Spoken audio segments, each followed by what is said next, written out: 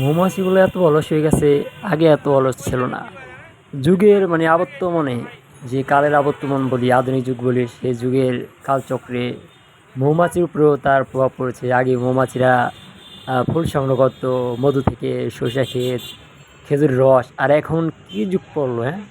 এই যে কঠোর রোদ অপেক্ষা করে তারা রোদে যাইতে চায় না, এখন তারা কি করে, রেডিমেড যে চিনি, চিনি থেকে মধু সংগ্রহ করতেছে। দেখেন কীভাবে কতটা অলস, আর কতটা এরা কি বলবো, ভিআইপি মৌমাছি বলা যায়। হ্যাঁ, ঠিক আছে।